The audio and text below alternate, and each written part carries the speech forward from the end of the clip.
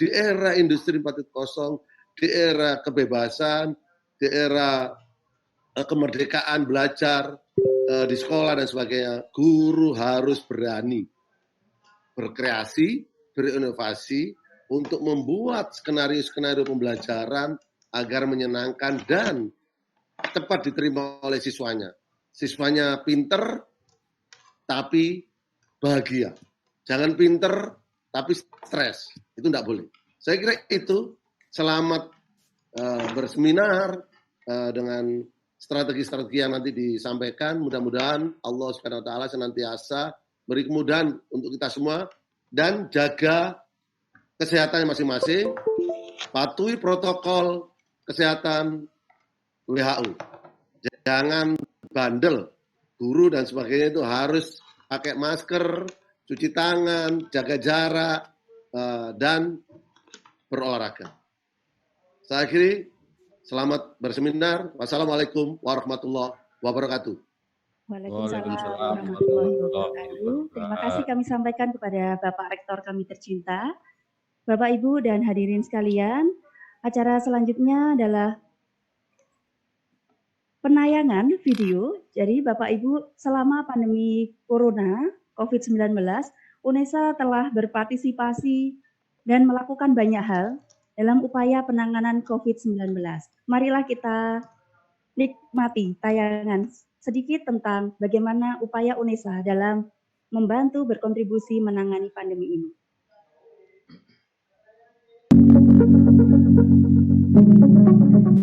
Kita mungkin khawatir, tapi tidak boleh panik.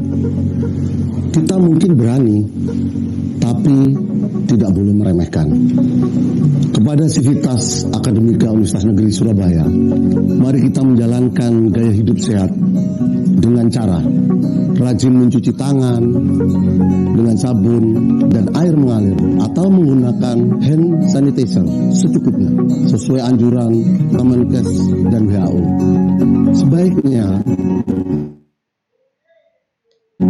tidak menyentuh area wajah, terutama mata, mulut, dan hidung sebelum mencuci tangan.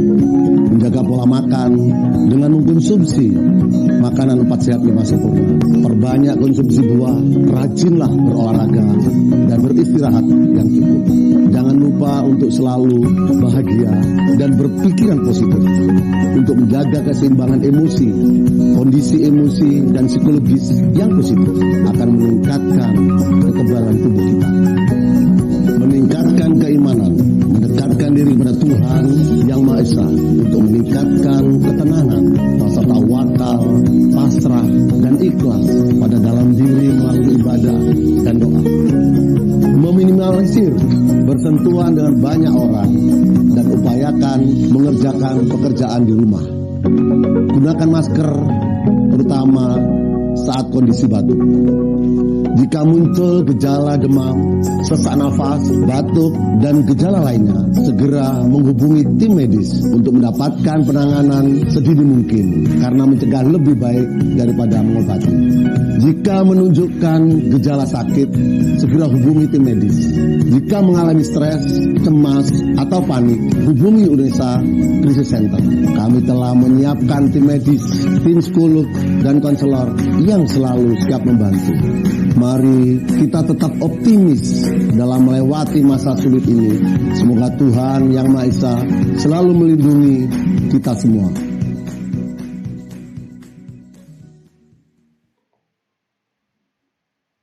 Baiklah, pesan Pak Rektor tadi, kita tetap optimis dan semua berdoa semoga pandemi COVID segera berlalu. Amin. Bapak Ibu yang kami hormati, acara inti kita telah tiba, yakni materi pertama dari Dr. Sukarmin MPD dengan topik mencegah COVID-19 dengan pembelajaran daring yang menyenangkan guru, siswa, dan orang tua. Kepada yang kami hormati, Dr. Sukarmin MPD, kami silakan.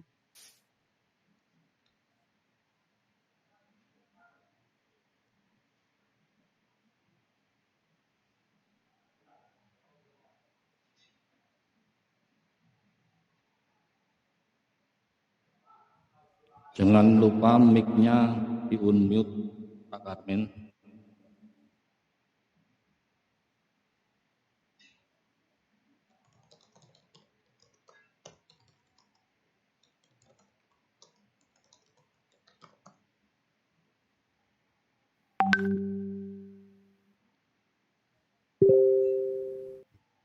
Suara belum masuk, Pak Karmin.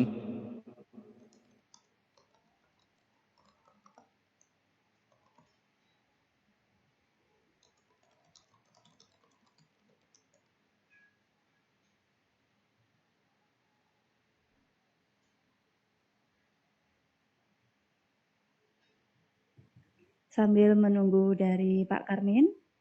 Pak Karmin adalah salah satu tim e-learning UNESA, Bu Muji juga. Pak Karmin dari jurusan Kimia UNESA dan Bu Muji berasal dari jurusan Biologi. Mungkin Bapak Ibu ada yang dulu masa kuliah diajar oleh beliau. Sambil menunggu, Pak Karmin. Sudah masuk? Sudah, Bapak. Monggo Pak Karmin, disilakan.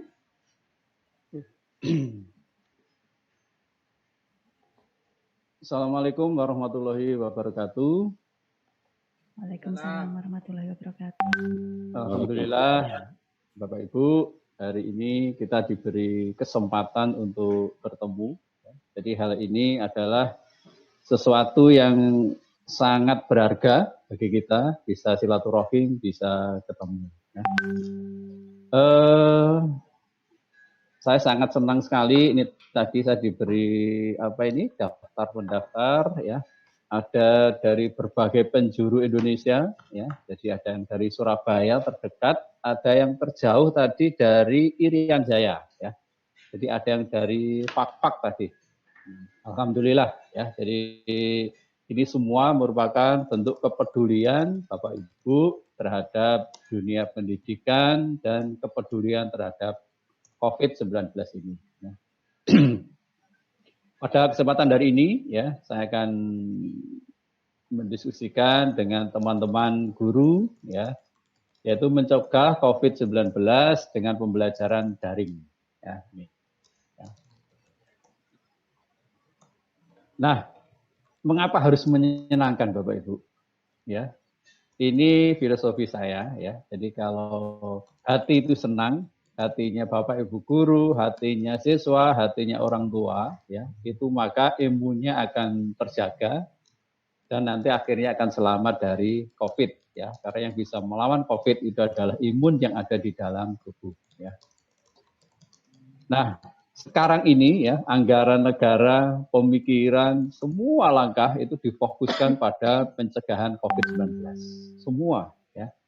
Jadi yang saya tahu di perguruan tinggi, ya, itu dana-dana yang sekiranya tidak terlalu utama, ya, itu semuanya dikepras untuk COVID, ya. Bahkan penelitian para dosen, ya, itu juga dikepras tahun ini, dinolkan, akan dianggarkan tahun depan. Nah, jadi begitu fokusnya kita ke COVID, tentu saja teman-teman guru, ya, itu harus bertanya pada dirinya sendiri. Apa yang bisa dilakukan teman-teman guru untuk mencegah penyebaran COVID. Ya. Nah, ini perubahan yang sangat cepat ini kita alami semua, ya. Jadi awal Maret, ya, kita masih bisa guyon-guyon, COVID tidak bisa masuk Indonesia, ya. Indonesia orangnya kuat-kuat, ya. Kita ngajar masih kondisi normal di kelas, ya. Tiba-tiba COVID masuk Indonesia, ya. Nah, akhirnya sekolah diliburkan atau belajar dari rumah, di kampus juga. Nah, akhirnya kejadiannya seperti yang kanan ini, ya. Yang awalnya tidak pernah megang HP untuk belajar harus pegang HP, ya. Yang awalnya jarang buka komputer tentang pelajaran harus buka komputer, ya. Begitu juga gurunya yang tidak pernah terpikir, ya, untuk menggunakan internet dipaksa harus menggunakan internet. Nah, ini kondisi yang kita alami semua, ya. Dan ini harus kita jalankan dengan baik. Nah, Bapak Ibu, ya, saya akan masuk materi pembelajaran, ya. Ini tentang teori komunikasi, ya, bahwasanya proses pembelajaran itu adalah proses komunikasi. Ya, jadi gurunya mengirimkan pesan berupa konsep-konsep, materi-materi pelajaran, kemudian siswa yang menerima. Nah, kondisi normal kemarin ya, awal Maret sampai sebelumnya itu normal. Kita bangun tidur suruh ngajar bisa. Ya, tanpa menyiapkan apa-apa ya, bangun tidur, berangkat ngajar bisa. Ya. Bisa langsung diskusi, lab dan lain-lain. Nah, sekarang kondisinya dipaksa berubah. Ya. Siswa menyebar pulang ke rumahnya masing-masing ya. Dengan kondisi yang berbeda-beda, ketika kita di kelas, kita bisa menyamakan, bahwasanya semua siswa kita samakan, sekarang tidak. Ya. Karena begitu menyebar, mereka pulang ke rumah masing-masing, sarananya berbeda-beda. Ya. Jadi ada yang rumahnya ada internet, ya ada yang tidak, ada yang punya HP, ada yang belum, nah macam-macam. Nah, sementara proses pembelajaran dari guru ke siswa tetap harus jalan. Nah, oleh karena itu, perlu media, perlu alat untuk menyampaikan. Ini yang pertama. Ya. Tidak boleh tidak harus ada alat ini. Kemudian yang kedua, perlu pilihan materi yang dikirimkan. Seperti apa materi yang dikirimkan? Apakah seperti kondisi normal? Nah, dua inilah yang kita bahas hari ini. Ya. Jadi yang pertama adalah media. Ya, media sekarang yang digunakan adalah internet, ya, kemudian dengan berbagai platformnya. Ya. Nah, tentu saja ya kita harus pandai-pandai memilih apa pesawat yang digunakan ini. Ya. Kalau kita siswanya hanya di desa sebelah, haruskah pakai pesawat? Nah, tentu saja tidak. Ya. Oke, Bapak Ibu, untuk yang pertama. Ya, jadi pemilihan alat bantu atau platform dalam media daring ya, ini kita harus memperhatikan beberapa hal ya. Yang pertama adalah yang paling baik ya, pesawat yang paling baik itu adalah yang Bapak Ibu dan muridnya bisa menggunakannya. Ya, ini yang penting ya.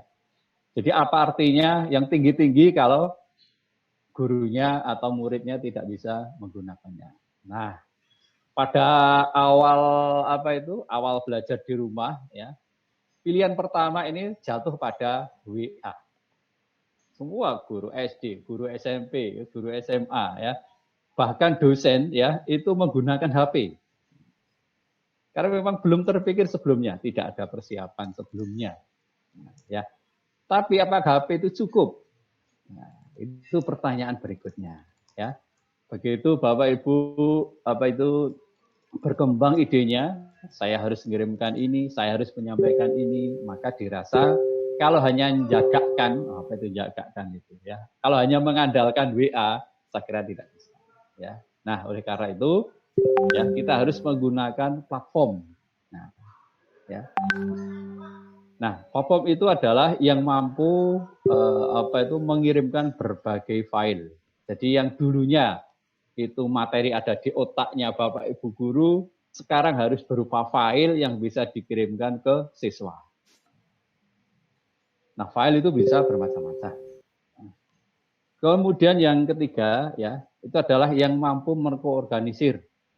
Jadi dan sampai misalnya ini ya, ini pakai WA, guru SMA ngajar 7 kelas menggunakan WA, saya tidak membayangkan mengorganisir materinya seperti apa. Mengorganisir presensinya seperti apa, mengoreksinya seperti apa. Nah, ini saya kira tidak cukup kalau mengandalkan hanya yang atas. Nah, jadi itu ya. Jadi 3 hal inilah ya yang perlu kita perhatikan dalam memilih platform untuk pembelajaran daring. Nah, yang memenuhi ketiganya tadi ya itu adalah LMS, Learning Management System. Ya. Jadi sudah ada ya. Jadi learning management itu bisa mengkoordinir siswanya, gurunya, tim mengajarnya ya. Kemudian latihan soal, materi, penilaian dan lain-lain itu sudah terangkai menjadi satu. Ya. Nah, banyak yang tersedia di sini ya. Jadi di kanan ini ada model Google Class, kemudian Claro lain ya, macam-macam ini tersedia semua. Ya, kita tinggal memilih. Nah, kalau yang generasi sekarang ya, saya kira ini tidak masalah. Nah, sekarang bagi Bapak Ibu ya yang sebelumnya tidak terpikir ini bagaimana. Nah, tentu saja kita harus memilih dan harus belajar, harus berinovasi ya. Ya. Nah, hari ini ya, pada kesempatan ini saya fokus ke Google Class. Ya, karena ini saya bandingkan dengan yang lain, itu tingkat aksesnya lebih mudah, kemudian penggunaannya juga saya kira relatif mudah. Ya, jadi saya fokus ke Google Class. Nah, apa kemudahan-kemudahan yang ada di Google Class sehingga nanti guru tidak terlalu terbebani. Ya. Jadi Google Class itu kita tidak perlu membuat softwarenya, tidak. Ini sudah ada. Kita tinggal mengisi. Ya. Nah, fasilitas yang ada di Google Class, ya. Jadi ketika kita ingin membuat kelas itu sangat mudah. Ya. Kemudian dia menyediakan semua yang kita butuhkan, ya, misalnya untuk mengirimkan tugas, memanajemen kuis, ya. Kemudian materi. Kemudian memecah menjadi topik-topik itu enak. Ya. Oke. Kemudian ya, Google Class ini juga menyediakan Google Drive, ya, kemudian link, ya, kemudian file yang kita punyai atau link ke YouTube. Bahkan sekarang yang terakhir kemarin sudah di CCTV, sekarang ada Google Meet, ya, itu terkoneksi di sini. Nah, ini yang penting juga, ya. Jadi ada soal nanti yang jawaban singkat dan pilihan ganda. Nah, ini favorit saya ini, ya. Karena kenapa ini? Ya, karena guru itu ngajar semangat, tapi begitu ngoreksi masalah, ya. Bayangkan Bapak Ibu ngajar 10 kelas, satu kelas isinya 30, berarti harus ngoreksi 300 koreksian. Nah, ya. Nah, saya biasanya pilih ini kenapa? Kalau ini yang ngoreksi sistemnya. Jadi begitu siswanya selesai mengerjakan, sudah nilai sudah jadi. Nah, ini juga ada di Google Class, ya. Oke, kemudian ada manajemen guru dan siswa. Jadi kalau Bapak Ibu nanti misalnya kelasnya kelas paralel, misalnya kelas 11 kimia, ya, kelas 11 itu nanti ada 2 atau 3 guru, silahkan sharing di sini, ya. Berbagi, saling melengkapi, dan untuk siswa semuanya. Nah, ini juga disediakan. Jadi terus terang kalau di kampus saya tidak pakai Google Class tapi pakai Moodle, ya. Tapi prinsipnya sama, ya. Jadi bedanya kalau Google Class ini sudah disediakan oleh Google, ya, bisa diakses di mana saja. Tapi kalau Moodle itu harus punya sendiri, ya. Sekolahannya punya sendiri atau dinasnya punya sendiri, ya. Nah, itu nanti yang agak repot, makanya saya memilih yang Google Class ini. Nah, kemudian fasilitas berikutnya, Bapak Ibu. Ya. Jadi Bapak Ibu ketika mengajar 10 kelas paralel, Bapak Ibu cukup membuat materi di 1 kelas saja.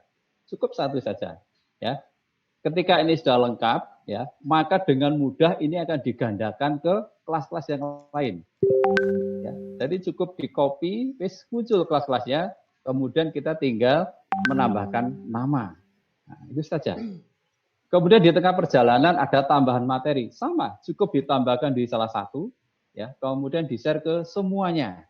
Nah, ini mudahnya seperti ini. Nah, dengan cara ini, saya yakin Bapak Ibu punya banyak waktu. Jadi kalau yang normal, ya, tatap muka, kalau ngajar 10 kelas, ya harus berdiri di depan kelas 10 kali dalam seminggu. Nah, kalau seperti ini tidak.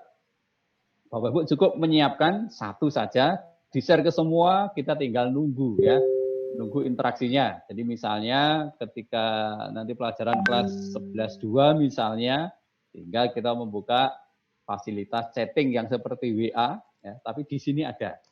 Nah, untungnya kalau chattingnya menggunakan ini tidak membebani HP kita, tidak, ya, karena data itu tersimpan di cloud di Google sana. Nah, ya, jadi ini. Dan semuanya tersimpan. Nah, ini kemudahannya, ya. Jadi sekali lagi, ya, saya menyarankan ini, ya, bagi Bapak Ibu yang akan, ya, untuk Bapak Ibu yang sudah level tinggi, ya nggak salah, ya, pakai pilih apapun silahkan. Oke. Nah, kemudian ini ya, persiapan UAS. Jadi minggu depan kalau nggak salah ya, ini kalau di perguruan tinggi itu 2 minggu lagi itu akan UAS, mungkin di sekolah juga. Nah, ini ada fasilitas yang ada di Google Class. Bapak Ibu bisa menulis mulai sekarang, ya, dimasukkan di sini, kemudian diklik dijadwalkan, maka nanti sesuai dengan jadwal sekolah, Bapak Ibu tidak perlu ngutak-ngutik ini, ya. Nanti di jam yang sesuai yang setting, otomatis akan terbuka di layarnya siswa. Nah, ini ya. Jadi ini. Kemudian sekali lagi seperti tadi, cukup membuat di satu, ya, kemudian bisa di-copy ke semua kelas yang bisa kita butuhkan. Ya, jadi ini fasilitas yang ada di Google Class, ya. Ini saya pilih ya dalam rangka Bapak Ibu nanti tidak terlalu repot, ya. Kalau repot berarti kan nanti gelisah, gelisah berarti kan tidak senang. Berarti kan imunnya nanti turun, wah nanti bahaya nanti kalau sampai Bapak Ibu menjadi sakit. Oh ya, ini tadi saya lihat di layar kok ada keluarga yang sakit, keluarganya Bu Leni Sidoarjo. Ya, Bu Leni Sidoarjo tadi kok awal-awal apa putranya atau siapa yang sakit ya, mudah-mudahan Bapak Ibu semua yang keluarganya ada yang sakit, mudah-mudahan segera disembuhkan, segera disehatkan. Amin. Oke, kemudian yang kedua Bapak Ibu, jadi tentang alat ya, jadi pesawatnya tadi ya, ini Bapak Ibu harus memilih mana yang terbaik ya. Nah, dalam sesi ini saya membahas satu saja yaitu Google Class. Bukan berarti semua harus pakai Google Class, tidak ya. Jadi Bapak Ibu yang masih posisi ngambang pakai yang mana? Nah, saya menyarankan yang seperti itu ya. Kemudian yang kedua, materi Bapak Ibu ya. Jadi perlu pilihan materi yang dikirimkan ya. Nah, ini ada dua hal yang perlu diperhatikan Bapak Ibu ya. Jadi yang pertama adalah format digitalnya seperti apa, kemudian kedalaman materinya seperti apa. Ya. Karena harus lewat sini, lewat internet. Ya. Kita tidak bisa, ya, tidak bisa mendatangi siswa atau memanggil siswa untuk ngumpul, tidak bisa. Ya. Oke. Nah, terkait dengan format digital, Bapak Ibu, ya. Jadi ini ada dua lagi yang perlu diperhatikan adalah yang pertama, sumber file itu dari mana. Ya. Bisa saja Bapak Ibu sambil leyeh-leyeh sekarang yang kemarin tidak peduli pada LCD, pada PPT, pada media, misalnya tidak punya blast ya atau terbatas, ya, harus latihan membuat. Ya. Nah, ini macam-macam ya, bisa PPT, bisa merekam suaranya untuk diberikan ke siswa ya. Bisa membuat video untuk diberikan ke siswa dan lain-lain ya. Kemudian yang sudah punya cadangan ya silakan ini. Nah, ini sebenarnya pada kondisi seperti ini alangkah baiknya kalau Bapak Ibu itu saling tukar ya. Misalnya lewat MGMP gimana ya. Jadi punya sumber apa ya, di-share. Nanti silahkan Bapak Ibu guru masing-masing yang memanajemen ya. Sesuai dengan kondisi siswa, mana yang diberikan, mana yang tidak. Ya. Oke. Kemudian sumbernya yang ketiga adalah cari di internet. Di internet itu banyak sekali orang yang berbaik hati ya. Jadi media yang sulit membuatnya lama di-share secara bebas. Itu saya sangat tertarik pada orang-orang yang seperti itu ya. Jadi merelakan karyanya bebas digunakan untuk orang lain. Nah, ini banyak sekali yang ada. Kemudian yang kedua adalah format file. Ini juga penting ya. Jadi mungkin teks, gambar, audio, video dan lain-lain ya, mungkin animasi ya. Nah, yang Bapak Ibu pikirkan adalah jangan hanya bagusnya, jangan. Ukuran file itu penting ya. Kalau ukuran filenya tinggi, bayangkan nanti siswa yang internetnya lemot dikirimi video berapa itu 300 mega, ya Allah, itu yang membuat stres menjadi imunnya turun ya seperti itu. Nah, ya, itu ya harus Bapak Ibu perhatikan ya. Ukuran file ya. Jadi semakin tinggi file, maka Bapak Ibu semakin lama untuk mengupload, siswanya juga semakin lama untuk mendownload ya. Kalau Bapak Ibu nguploadnya hanya sekali. Nah, kalau punya 300 siswa, bayangkan 300 siswa stres gara-gara mendownload file Bapak Ibu guru yang terlalu besar. Nah, di sini juga perlu keterampilan bagaimana untuk mengecilkan ukuran. Ya. Kemudian ada yang jalan pintas live. Nah, ya. Live, jadi seolah-olah ngajar, ya, seolah-olah ngajar, kemudian di video diaktifkan, terjadi komunikasi. Ya. Itu kelihatannya juga bagus kelihatannya. Tapi bayangkan sekali lagi, ya, tidak semua siswa mempunyai kecepatan akses untuk live ini. Nah, ya. Jadi semua ini sekali lagi, Bapak Ibu, ada plus minusnya, ya, tergantung pada kemampuan Bapak Ibu dan siswa juga harus diperhatikan. Ya, ini tentang format digital yang kita siapkan. Ya. Terus kemudian Bapak Ibu, kedalaman materi. Ya. Bayangkan konsep yang ada di Bapak Ibu sudah lengkap, ya, sudah tertata rapi. Sementara yang namanya siswa, ya, Bapak Ibu tahu sendiri yang setiap hari ketemu saja seperti itu penerimaannya. Bayangkan kalau kondisi seperti ini dibuat sama, ya. Jadi kondisi normal satu materi itu sekian, ya. Bapak Ibu memaksakan kondisi yang sekarang ini menjadi sekian, maka kan jungkir balik. Artinya apa? Terlalu berat untuk siswa karena kondisinya berbeda, ya. Jadi ini saya anggap ini jungkat-jungkit, ya. Ini kondisinya dekat, ya. Jadi normal guru bisa ketemu dengan siswa setiap hari. Siswa ada kesulitan bisa langsung tanya itu sekian. Nah, kalau sekarang tidak, tersebar di mana-mana dengan fasilitas yang berbeda-beda, maka saya gambarkan ini yang jaraknya jauh ini. Nah, kalau Bapak Ibu memaksakan materinya dengan kedalaman yang sama kondisi normal, seperti ini jadinya. Terlalu berat untuk siswa. Nah, berarti apa yang harus kita lakukan? Nah, otomatis kita harus mengurangi. Ya, harus mengurangi. Ya, kalau tidak, waduh kasihan nanti siswa. Siswa di kiri kanannya ada orang tuanya. Bayangkan siswanya bingung, nanti orang tuanya ya melok bingung, ya. Kata Pak Rektor tadi, jangan sampai Bapak Ibu memberi tugas yang terlalu berat, akhirnya bapaknya, ibunya, Pak Liknya, ya, yang mengerjakan. Nah, apa artinya itu semua? Ya, jadi kita harus menimbang seperti ini, harus mengurangi kedalaman materi, ya, yang harus kita sampaikan. Ya, oke.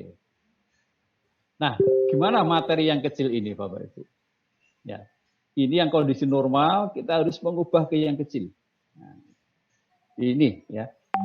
Yang pertama, pilih konsep yang utama. Itu yang kita utamakan. Jadi misalnya ada hitung-hitungan yang melip-melip, yang terlalu tinggi. Waduh, jangan dululah kondisi seperti ini. Ya. Ya. Nah, ini saran dari saya ini, ya. Ada beberapa hal ini. Ya. Semua ini kaitkan dengan kehidupan yang ada di rumah, Bapak Ibu. Misalnya awali dengan fenomena yang ada di rumah, apapun yang ada di rumah, ya. Misalnya guru PKN, ya. Misalnya awali dengan yang bisa dilakukan di rumah, ya. Gimana bersikap yang bagus, yang santun ke orang tua, ke adik, ke tetangga, misalnya. Nah, awali dari situ fenomenanya, ya. Kemudian sisipkan. Nah, sisipkan itu berarti kan tidak selalu, ya. Aktivitas apa ini? Psikomotor, ya. Jangan setiap hari hanya getu, istilahnya getu itu apa itu, ya. Pokoknya di depan layar saja sampai istilahnya sambat, ya, waduh Pak, mata saya sampai rembes. Nah, ya. Jam pertama gurunya pakai ini, nah, beberapa hal sisipkan aktivitas. Ya. Jadi tidak harus siswa membaca teks, tapi melakukan sesuatu. Ya. Kemudian di akhir konsep, ya, ini yang penting. Apa sih gunanya konsep yang sedang Bapak Ibu ajarkan ini untuk kehidupan sehari-hari, ya. Jangan-jangan, ya, yang Bapak Ibu ajarkan semua itu enggak ada yang melekat di siswa sama sekali karena tidak ada terapannya di kehidupan sehari-hari. Nah, ini saya pun sering, ya, saya pun sering mengkritik diri saya sendiri, ya. Saya kebetulan dosen kimia, ya. Dulu juga pernah ngajar di SMA kimia. Ketika saya ngajar seolah-olah siswa saya nanti semua akan memilih kimia di perguruan tinggi. Nah, makanya semua konsep harus saya ajarkan supaya nanti di perguruan tinggi pinter kimia. Matematik juga seperti itu, fisika juga seperti itu. Itulah egonya guru. Nah, ini untuk kondisi ini saya kira nggak pas, ya. Ya. Yang paling bermakna adalah ini, yang terkait dengan kehidupan sehari-hari, Bapak Ibu, ya. Nah, jadi ini ya tantangan guru, ya. Apakah materi yang kita ajarkan itu ada manfaatnya enggak dalam kehidupan sehari-hari siswa? Ini harus kita pikirkan. Dan ini yang melekat itu di sini. Ya. Ini saya sering ya cerita ke mahasiswa saya, ya. Mengapa saya kok memilih kimia itu sepele, Bapak Ibu, ya. Jadi dulu ketika saya kelas 2 SMA, itu saya pas lewat lab itu dipanggil oleh guru kimia namanya Bu Lilik, sudah almarhum. Mudah-mudahan semua dosa-dosanya diampuni. Ya. Jadi saya dipanggil untuk diminta membantu membuat larutan NaOH dan HCl, itu saja. Ya, jadi ketika itu kelihatannya persiapan akan ujian praktek kelas 3, ya, saya baru kelas 2, dipanggil untuk membantu ngudek saja. Wah, keluar dari lab, waduh senangnya bukan mainnya. Nah, gara-gara itulah saya memilih di jurusan kimia. Ya, jadi hal-hal yang yang terkesan ya dalam kehidupan sehari-hari inilah yang kita utamakan dalam pemilihan materi. Nah, ini ada beberapa contoh Bapak Ibu, ya. Kebetulan saya dari kimia, ini contoh pertama ini dari kimia, ya, dengan kimia, ya. Jadi misalnya ingin mengajarkan redok. Nah, ini Bapak Ibu, ini nanti yang Bapak Ibu guru SD, SMP ini bisa dicoba, ya, bisa dicoba ini, ya. Karena ini semua saya ambil dari bahan-bahan yang ada di rumah, ya. Ambil segelas air, tambahkan 1/4 sendok tepung, diaduk. Nomor 1 warnanya menjadi apa ini, Bu?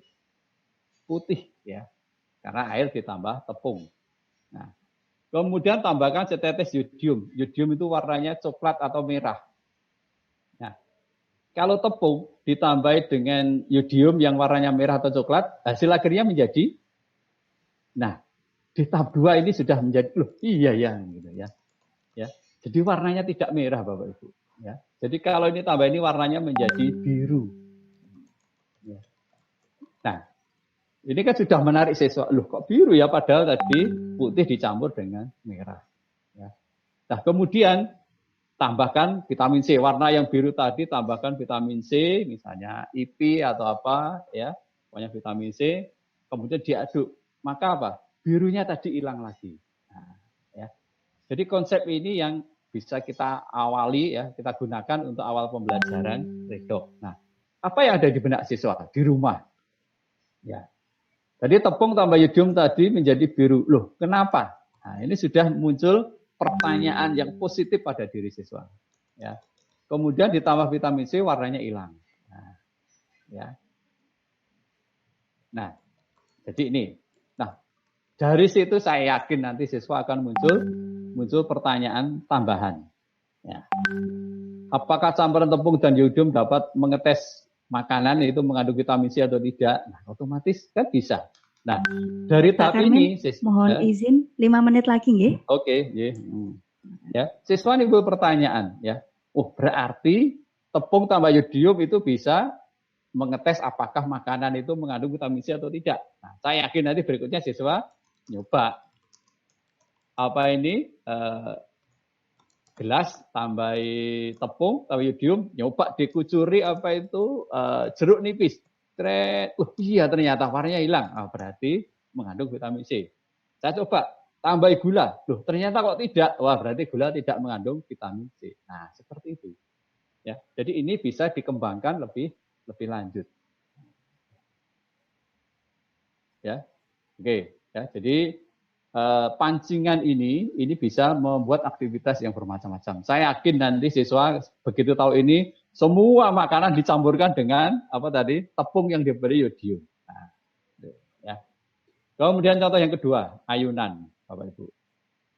Ya, ini IPA atau fisika, ya itu bisa di sini. Nah, coba ini, Bapak Ibu membayangkan ada 2 ayunan, ya. Yang satu dipakai anaknya yang masih kecil, ayunannya sama otomatis ini. Yang satu dipakai bapaknya yang gendut seperti saya ini, ya. Kemudian diayunkan bersama. Mana yang lebih cepat Bapak Ibu ayunannya? Nah, macam-macam jawabannya, ya. Ya anak kecil Pak, karena bebannya kecil. Ya enggak, ya bapaknya karena lebih berat. Nah, ya. itu semua akan menimbulkan hipotesis. Iya ya, akhirnya engkel-engkelan mungkin bapaknya dan anaknya, ya enggak, anaknya, bapaknya. Nah ini siswa sudah dilatih untuk berhipotesis. Nah ya, kemudian kita beri tugas misalnya untuk mempraktekkan ya. Alatnya apa? Hanya benang ditalikan ke paku ya, kemudian diberi beban. Bebannya macam-macam ya. Misalnya ini diisi botol aqua isinya sedikit, ini botol aqua isinya penuh. Nah, menggambarkan bapaknya, kemudian diayunkan bersama-sama. Nah, nanti siswa akan mendapatkan data yang mencengangkan ini Bapak Ibu. Nah, silakan nanti Bapak Ibu coba. Nah, ya. Jadi ini sebenarnya sudah melatih keterampilan proses Bapak Ibu ya. Jadi pengaruh beban terhadap bandulan. Nah, bisa saja nanti diganti. Kalau talinya yang satu panjang, yang satu pendek, bebannya sama. Nah, ya. Oke. Kemudian ini juga menarik ya. Pengawet misalnya. Gampang. Pakailah saus ya. Saus itu kan mereknya tomat ya. Ya. Terbuat dari tomat katanya, padahal tidak. Ya. Nah ini fokusnya bukan ke tomatnya, tapi ke pengawetnya. Coba, siswa diminta untuk membuat 3 ini, ya. Ini tomat yang dihancurkan, ini saus A, saus B, saus C. Ya, diletakkan di piring kecil, dibiarkan sehari, 2 hari, 3 hari, 4 hari, suruh ngamati apa yang terjadi. Hasilnya akan mencengangkan Bapak Ibu. Ternyata ada saus yang tidak bisa busuk. Tidak bisa, hanya kering saja. Nah, kalau siswa ngamati langsung seperti itu, yakin dia akan berpikir, waduh berarti yang ini tuh pengawetnya banyak. Nah, kalau pengawetnya itu dimasuk dalam tubuh, itu menjadi berbahaya. Ya, nah ini. Karena kalau gurunya ngomong, anak-anak jangan pakai itu saus, tidak akan digubris. Tapi kalau dia melakukan sendiri ini seperti itu. Ya. Nah, sekarang yang terakhir evaluasi, bagaimana Bapak Ibu? Ya. Karena kita online mesti open book. Ya, mesti open access ya, bisa saja melihat internet, bisa WA dengan temannya, itu sudah pasti ya, tidak bisa tidak ya, bisa juga nanti di belakangnya ada ibunya, ada bapaknya, ada masnya, nah, ya, itu seperti itu kondisi yang real. Nah, maka ya, ketika evaluasi Bapak Ibu harus berpikir bijak menurut saya ya, jadi tidak semata-mata hasil evaluasi, tapi berilah penghargaan ya terhadap segala usaha yang dilakukan siswa selama pembelajaran ini. Ya. Kemudian berilah nilai bagus Bapak Ibu. Wah ini betul amal yang tinggi di kondisi yang seperti ini. Ya. Jadi berilah nilai yang bagus. Ya. Tidak berarti nilainya jelek dinaikkan, tidak. Ya. Jadi dengan memilih soal yang memungkinkan siswa sudah menggambarkan apa yang Bapak Ibu ajarkan lewat online. Ya. Kemudian Bapak Ibu yakin ya siswa nanti hasilnya akan bagus ya. Jadi ciptakan siswa dan orang tua ya, orang tua selama ini itu masalah ya, Bapak Ibu. Jadi guru di rumah itu Bu ya. Ya dari guru ya jadi istilahnya apa? Laporan, membelikan sana, membelikan sini, membuatkan. Nah, itu hargailah dengan nilai yang bagus. Oke, saya kira itu Ibu moderator ya. Saya kira dari saya sementara cukup ya. Saya akhiri. Wassalamualaikum warahmatullahi wabarakatuh. Waalaikumsalam warahmatullahi wabarakatuh. Terima kasih kami sampaikan kepada Dr. Sutarmin. Sudah ada banyak sekali pertanyaan Pak.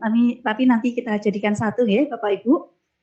Baiklah Bapak Ibu sekalian, materi berikutnya, materi kedua, yakni dari Ibu Muji Sri Prastiwi SPD MPD dari jurusan Biologi UNESA dengan topik pembelajaran daring yang menyenangkan. Bisa.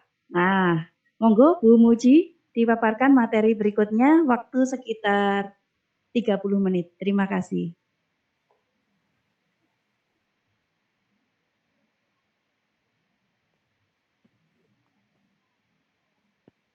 Terima kasih. Ya, terima kasih moderator Bu Prima. Bismillahirrahmanirrahim. Assalamualaikum warahmatullahi wabarakatuh. Ya, bagaimana kabarnya Bapak Ibu? Kalau sehat dan baik, bisa memberikan gambar jempol di reaction-nya. Bisa? Alhamdulillah. Sehat semua Bapak Ibu? Alhamdulillahirabbil alamin. Semoga kesehatan selalu tercurahkan kepada Bapak Ibu semua.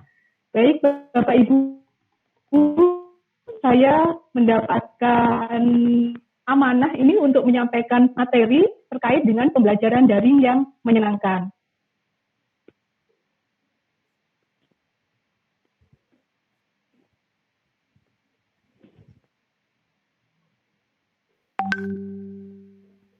Ya, sambil saya menyiapkan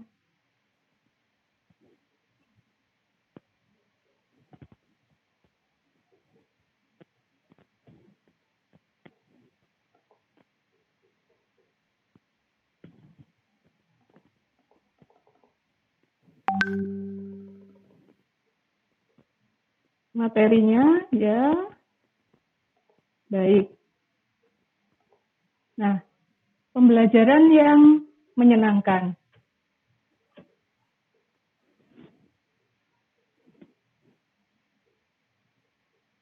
Nah, saya mengapresiasi kegiatan ini diikuti oleh banyak peserta yang terdiri dari Bapak Ibu guru dari SMK, dari SMA, perguruan tinggi, SD, dan SMP. Terima kasih kehadirannya di acara seminar ini. Sebelum kita mulai, saya ingin mengajak Bapak Ibu untuk supaya happy, senam otak dulu. Ya, karena selama 1,5 bulan ini kita sudah mungkin jari-jarinya kram, selalu pegang mouse. Sekarang ingin senam otak dulu, brain gym. Silakan diikuti Bapak Ibu. Baik, kita mulai ya.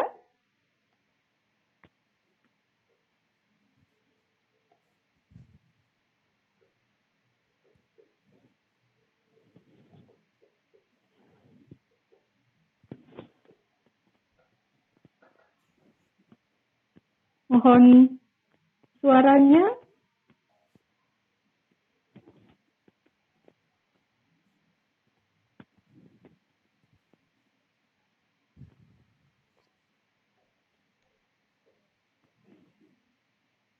Harusnya ini ada musiknya, ya.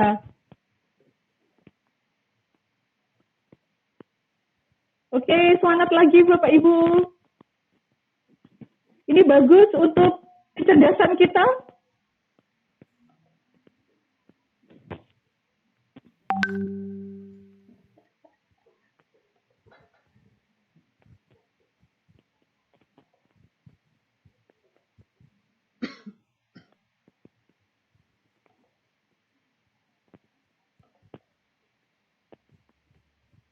Ya, semangat lagi.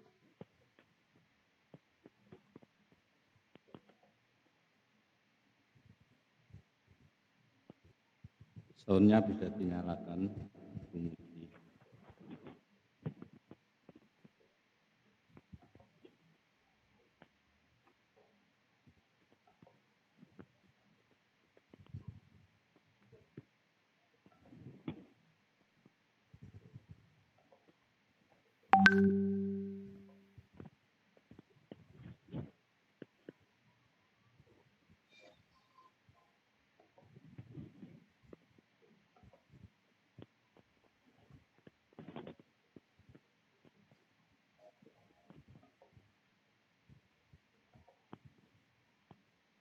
Ya, baik.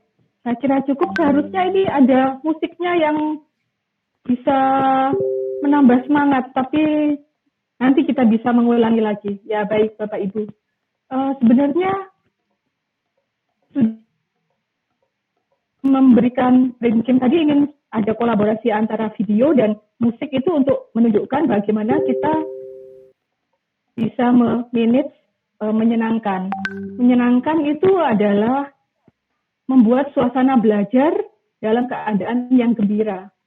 Tidak berarti suasananya ribut atau huru-hara, atau juga tidak berarti kesenangan yang sembrono dan kemeriahan yang dangkal.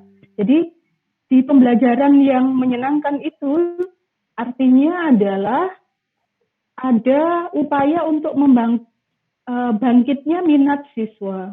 Kemudian adanya keterlibatan penuh terciptanya makna dan pemahaman penguasaan atas materi yang dipelajari. Serta yang terpenting adalah adanya nilai yang membahagiakan dalam diri siswa tersebut.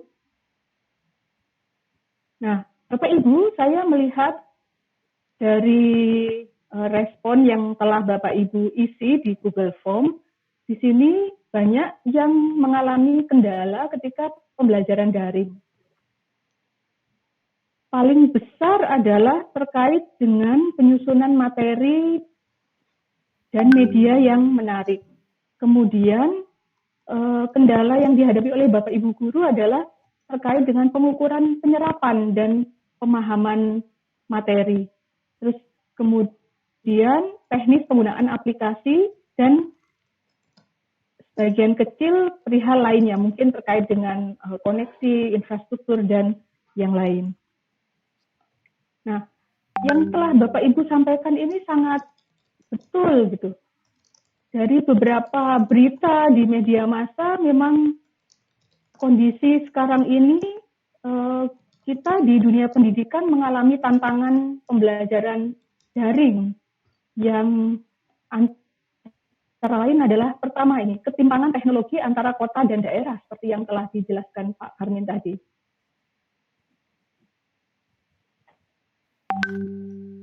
Kemudian kompetensi guru yang terbatas dalam pemanfaatan aplikasi pembelajaran. Kemudian keterbatasan sumber daya untuk pemanfaatan teknologi, yaitu internet dan kuota.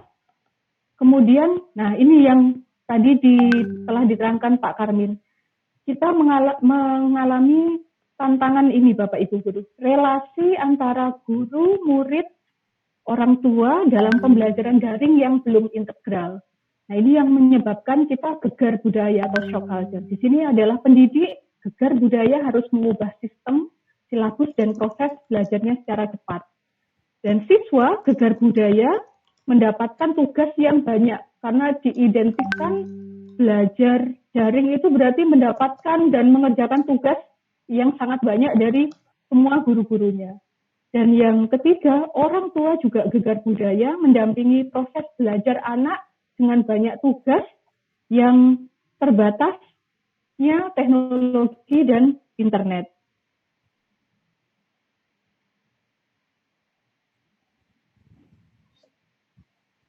Nah, padahal Bapak Ibu, kalau dilihat dari komponen pembelajaran daring yang menyenangkan itu, di pembelajaran daring itu harusnya yang pertama harus bisa membangkitkan minat. Nah, minat di sini adalah sesuatu yang berhubungan dengan kehendak atau keinginan hati. Jadi ada dibebaskan siswa ini belajar apa yang ingin dia pelajari. Kemudian adanya keterlibatan penuh. Nah, siswa tidak akan bisa belajar sepenuh hati jika dia tidak bergairah, dia tidak berminat untuk mempelajari itu. Caranya bagaimana? Nah, tadi sudah juga diterangkan oleh Pak Karmin dengan topik-topik yang berada di sekitarnya siswa. Kemudian juga menciptakan makna. Nah, Bapak Ibu, kita sudah mengenal istilah pembelajaran aktif, kreatif, efektif, dan menyenangkan. Nah, makna di sini adalah pembelajaran yang dapat menghadirkan sesuatu yang mengesankan. Selain juga adanya pemahaman atau penguasaan materi. Yang terakhir, nilai ini harus ada nilai yang membahagiakan, yang artinya membuat hati itu merasa tentram, tidak merasa takut atau tertekan atau terancam. Ya. Jadi bahagia itu atau pembelajaran yang menyenangkan adalah terbebas dari tekanan, ketakutan, dan ancaman.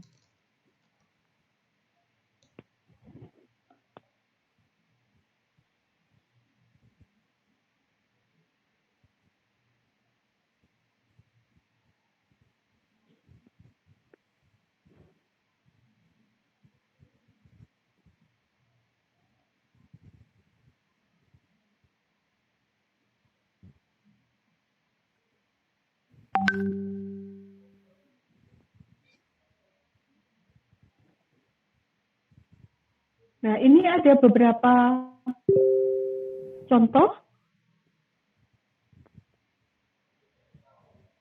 terkait dengan pembelajaran daring yang menyenangkan, yaitu contextual learning. Nah, ini kita bisa mengisi dengan informasi dampak pandemi COVID-19 secara multidisiplin ilmu. Bisa dilihat dari aspek biologinya, sosialnya, matematikanya, seperti itu. Kemudian juga bisa experience learning. Ini kita pembelajaran berbasis pengalaman dengan melakukan pengamatan. Kita bisa menggunakan website yang memberikan kesempatan agar anak-anak bisa mengunjungi International Zoo atau kebun binatang. Nah, ini misalnya ada kids.san-diego zoo. Ini bisa seolah-olah kita berada di kebun binatang tersebut untuk mengamati berbagai macam hewan. Kemudian juga kita bisa melakukan games, bermain sambil belajar, misalnya dengan brain games. Nah, untuk diskusi kelompok, kita bisa menggunakan berbagai macam aplikasi seperti Zoom, Meet Google, WAG atau media sosial yang lain, dan juga Google Classroom.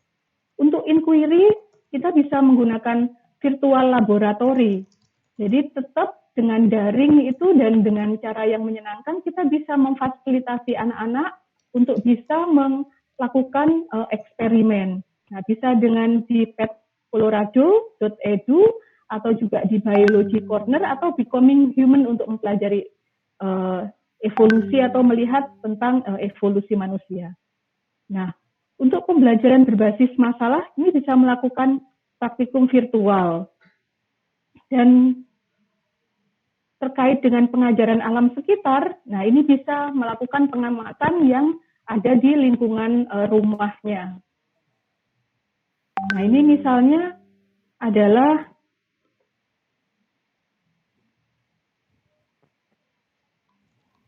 praktikum virtual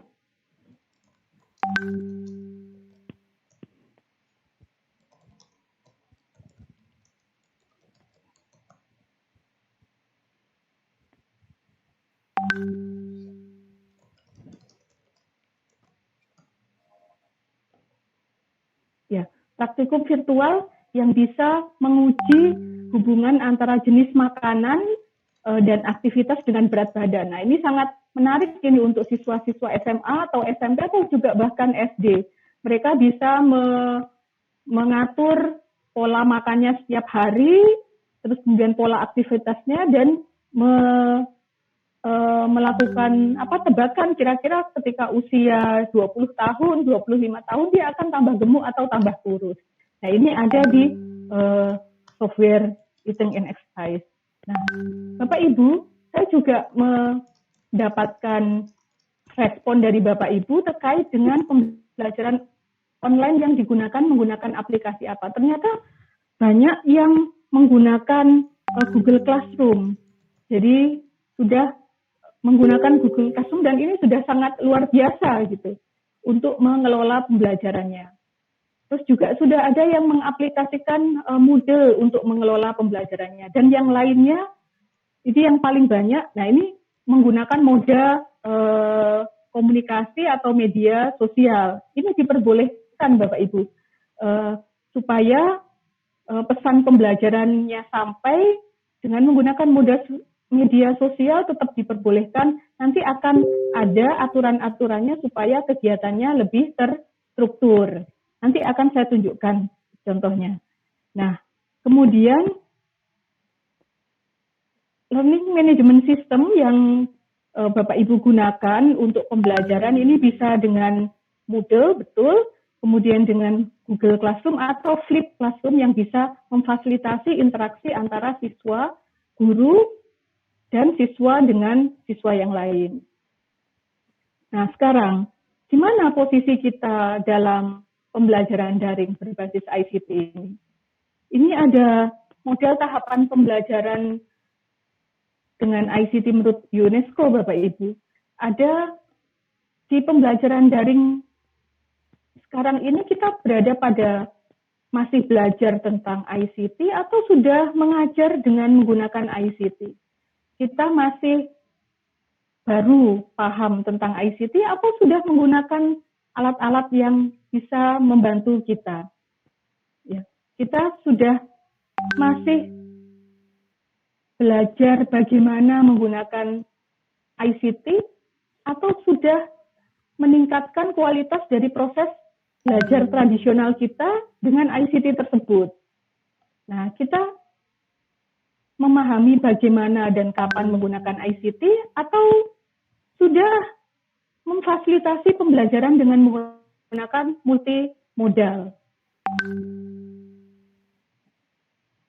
Nah, yang terakhir, tingkatan yang tertinggi, kita sudah ahli untuk menggunakan ICT atau kita sudah dapat mengkreasi dan memanage inovasi dan pembelajaran yang mengeksplor lingkungan dengan ICT tersebut. Nah, ini kita mari berefleksi.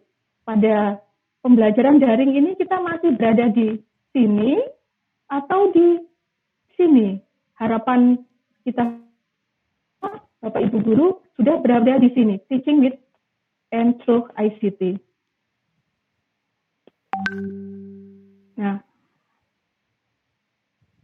dalam pembelajaran daring sendiri, aspek yang menyenangkan mengikuti prinsip ini yaitu Bapak Ibu, yang pertama adalah tetap berorientasi pada tujuan pembelajaran, kemudian memancing keterlibatan siswa dalam pembelajaran, menyeimbangkan aspek kognitif, aspek afeksi, dan psikomotor. Jadi tidak melulu kognitif, tapi juga harus ada afeksinya dan psikomotornya.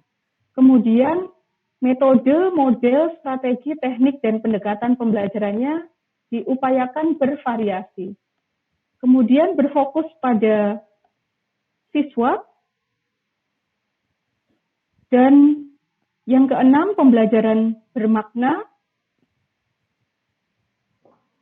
dengan tujuan materi pembelajaran yang diajarkan itu supaya berbekas di khasanah pengetahuan siswa.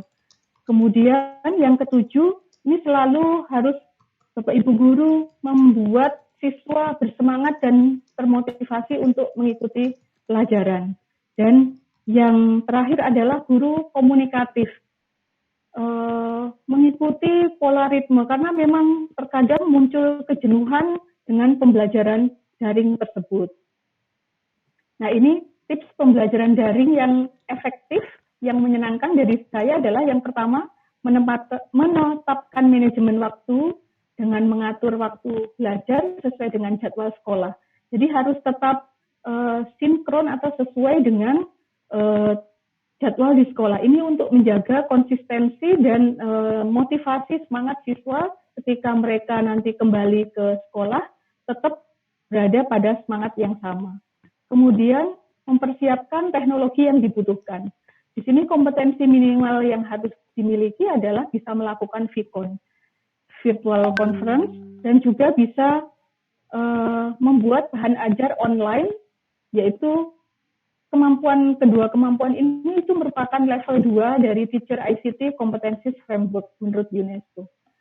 Dan persiapan teknologi di sini Bapak Ibu harus juga memiliki perlengkapan pembelajaran online minimal laptop dan alat pendukung video conference atau smartphone.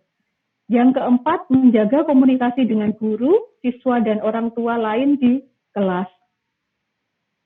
Yang ketiga, siswa belajar dengan serius, fokus, dan konsisten selama waktu belajar. Nah, ini tantangan terbesarnya Bapak Ibu, karena godaannya besar. Jadi fokus pendidikan pada era 4.0 itu bukan mengenai pada apa yang dipelajari, melainkan bagaimana siswa itu belajar, sehingga guru itu membimbing siswa cara belajar, termasuk memanfaatkan internet. Jadi ketika dia diberi suatu permasalahan, dia dipersilahkan untuk menyelesaikan dengan berbagai macam cara. Nanti ketika dia menyampaikan tugasnya, kita bisa mengakses dengan cara bagus tugasmu, bagaimana caranya Anda bisa menyelesaikan tugas seperti ini, gitu ya. Jadi bukan terus diajari orang tua saya atau dikerjakan oleh kakak saya, gitu. Jadi dengan seperti itu ini akan membuat pembelajaran daring itu akan menjadi efektif, lebih fokus kepada cara siswa itu belajar. Nah, ini saya bisa memberikan teori, Bapak Ibu, prakteknya. Yang pertama adalah pembelajaran daring harusnya mendorong siswa menjadi kreatif, mengakses sumber pengetahuan, menghasilkan karya, mengasah wawasan, dan muaranya menjadi pembelajar sepanjang hayat. Fokus pendidikan era 4.0 bukan mengenai apa yang dipelajari, melainkan bagaimana caranya siswa belajar. Sehingga guru harus membimbing siswa cara belajar, termasuk memanfaatkan internet yang benar, yaitu literasi digital.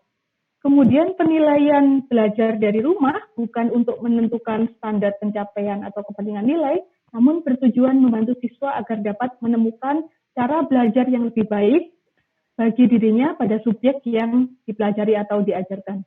Di sini kami juga sudah menerapkan kepada mahasiswa kami dalam bentuk portofolio elektronik. Setiap kali selesai pembelajaran daring dan kami membahas, mereka harus merefleksikan pengetahuannya, pemahamannya, dan membuat portofolio apakah dia telah belajar hari itu.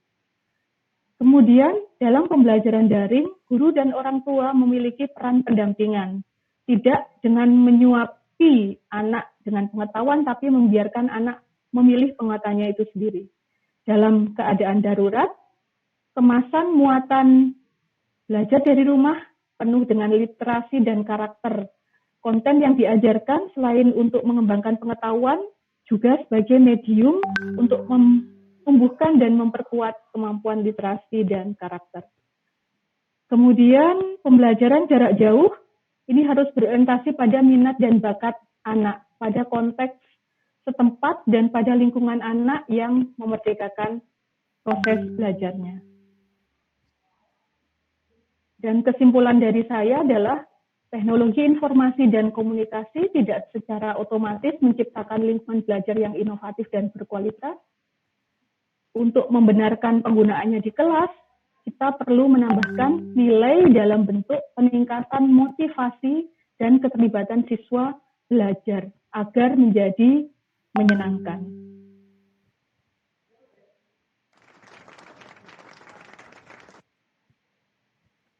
Ya, nah di sini saya ada satu lagi kuis untuk mengetes apakah Bapak Ibu masih berkonsentrasi sampai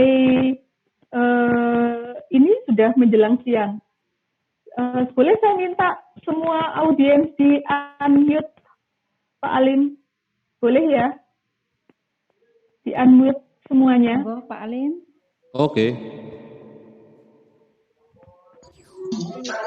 Bapak Ibu, apa yang gambar ya? Goreng itu mau.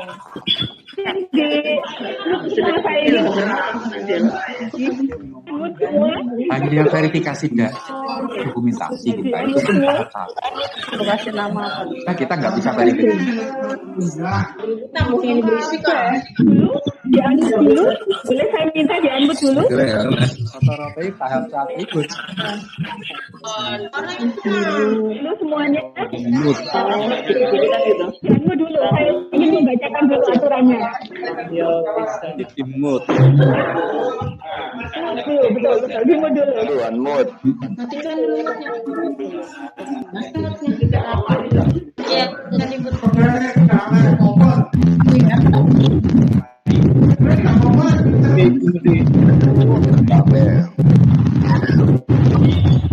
Dulu. Nah, Ibu, saya ada kuis konsentrasi.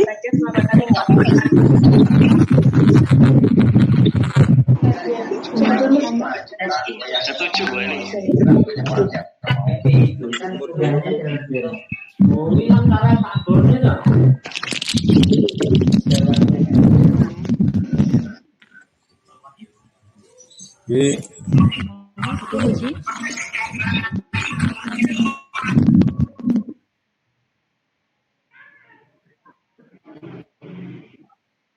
Ingin Bapak Ibu menjawab dengan serempak. Bisa ya Bapak Ibu? Kalau bisa silakan beri jempol dulu. Oke, ya baik. Kuisnya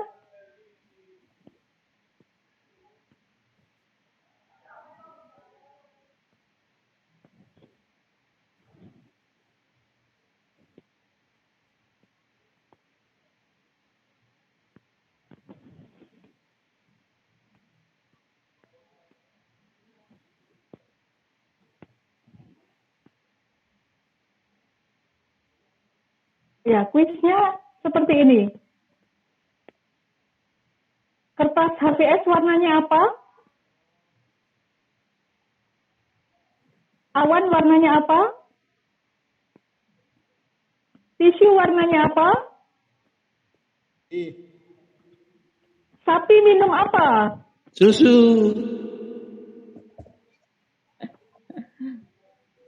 Ya. Nah, Bapak Ibu yang menjawab susu, konsentrasinya Anda terganggu karena sapi minum air, Bapak Ibu. Bosnya ini, Pak Alim.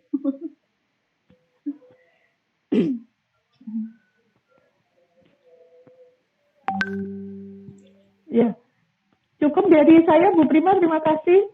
Monggo kalau ada pertanyaan. Oke. Terima kasih Bu Muji atas materinya. Jadi bisa. Nah, Bapak Ibu yang kami hormati, sesi berikutnya adalah sesi tanya jawab. Nah, di menu chat ada banyak sekali pertanyaan. Untuk efektif dan efisiennya sesi diskusi ini, monggo Pak Alim, mohon Bu Muji dan Pak Karmin, mic-nya di-on-kan. Nanti modelnya interview saja, nggih. Bu Muji dan Pak Karmin, saya akan membacakan sebuah pertanyaan, lalu Pak Karmin dan Bu Muji bergantian menjawab secara singkat. Begitu nggih, Pak Karmin, Bu Muji? Halo, Pak Karmin, Ya, Bu Muji? oke, siap. Nggih. Baiklah, yang pertama ada pertanyaan dari Pak Fikri. Saya mau bertanya, dalam membuat kuis ada dua pilihan, bisa pilihan ganda dan esai. Misalkan saya mau membuat soal esai dengan mata pelajaran matematika, tidak mungkin jika siswa langsung menulis di menu komentar. Yang jadi pertanyaan, apakah bisa siswa mengerjakan di buku lalu difoto dan dikirim di menu komentar soal tersebut? Monggo Pak Karmin, Bu Muji. Oke, makasih ya. Ini saya dahului ya. Bapak Ibu, kalau IC itu ada dua cara ya. Jadi IC yang jawaban pendek, 1 atau 2 kata ya, itu bisa menggunakan yang tadi sejenis pilihan ganda. Itu nanti sistem akan bisa mengoreksi sendiri ya. Tapi kalau jawabannya jawaban lengkap, ya otomatis harus berupa file. Nah, file itu kan ada dua. Mungkin ditulis di MS Word, ya. Mungkin tidak, mungkin berupa ditulis di kertas kemudian dikirim, ya. Jadi itu sama yang saya lakukan, ya, yang saya lakukan ketika pembelajaran, ketika evaluasi, pilihannya bisa seperti itu. Itu Bu Moderator. Pak, ini ada lanjutannya. Kalau pilihan ganda selesai mengerjakan langsung keluar nilai siswa. Kalau esai bagaimana, Pak? Nah, esai tadi, kalau esai jawaban pendek itu bisa langsung keluar nilai. Jadi kalau matematik misalnya hanya menulis hasil akhir, nah itu bisa ya. Bisa langsung nilai keluar, tetapi kalau itu jawabannya uraian yang panjang lebih dari 2 atau 3 kata itu saya kira sudah tidak bisa. Jadi harus gurunya yang koreksi manual, gitu Bu. Oke, baik, selanjutnya untuk Bu Muji. Ini home learning ini identik pembelajaran daring. Akan tapi permasalahannya fasilitas internet tidak menjangkau daerah pedalaman. Bagaimana solusinya menurut Bu Muji?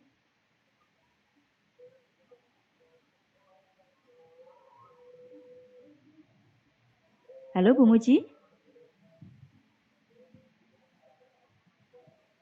Halo. Monggo Bu Muji. Menurut Bu Muji solusinya bagaimana? Diulangi. Ya. Internet yang tidak menjangkau. Ya. Iya, baik.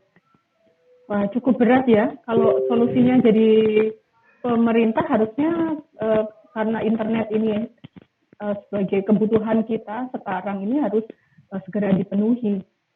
Tapi kalau menunggu itu juga akan lama. Ini terkait dengan solusi yang bisa kita berikan, kan untuk kondisi siswa yang membutuhkan perhatian khusus ini bisa dengan khusus juga, misalnya kalau tidak bisa by phone ya atau SMS juga bisa.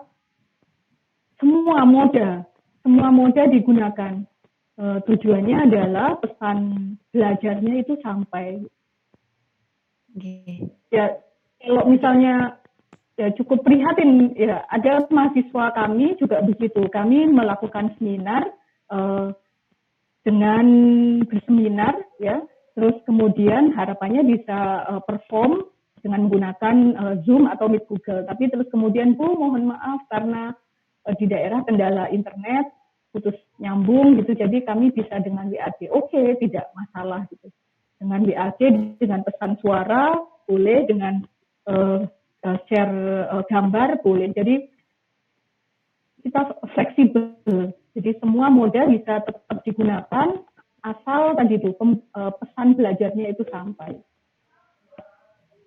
Baik, terima kasih Bu Muji.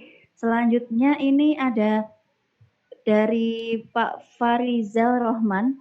Mau tanya Pak Karmin, kemarin SMKN 1 Sumberasih Probolinggo memakai Google Classroom, tapi yang mengerjakan hanya sebagian kecil. Akhirnya sepakat guru dan kepala sekolah semua memakai WA Group saja. Percuma memakai media canggih tapi tidak menyentuh siswa.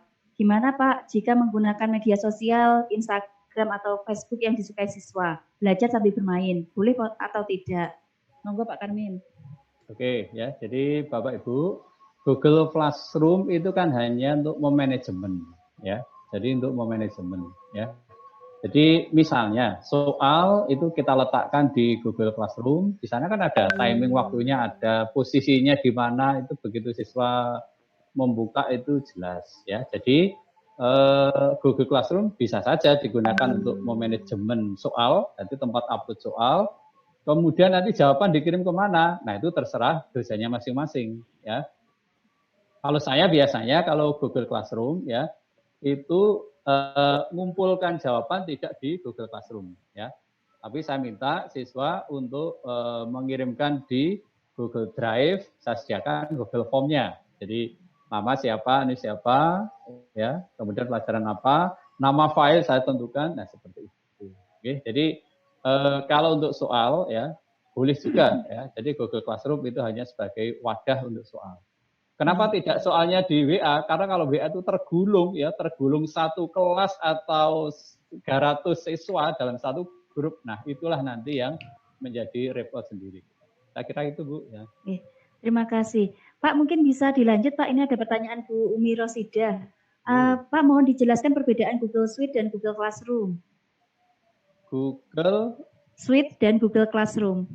Saya belum pernah pakai yang Google Suite. Oh, betul, iya. Ya. Nanti mungkin bisa dijawab oleh tim e-learning di grup WhatsApp ngenten ya? Ya, betul. Okay. Kalau kelihatannya kalau sama-sama LMS ya sama, jadi untuk memanajemen materi. Tapi saya yang Google Suite belum pernah menggunakan. Gitu. Baik Pak Karmin. Selanjutnya dari Bu Muntiko, ini mungkin kaitannya sama esai tadi, Bu Muji mungkin bisa menambahkan. Saya pernah membuat soal esai menggunakan Office 365 dan ternyata banyak siswa yang komplain karena nilainya banyak yang 0. Ternyata kalau soal esai, jawaban siswa tidak sama persis dengan kunci jawaban, termasuk titik komanya dianggap salah. Akhirnya saya koreksi manual. Apakah ada aplikasi? Bu Muji mungkin bisa sharing pengalamannya? Bu Muji?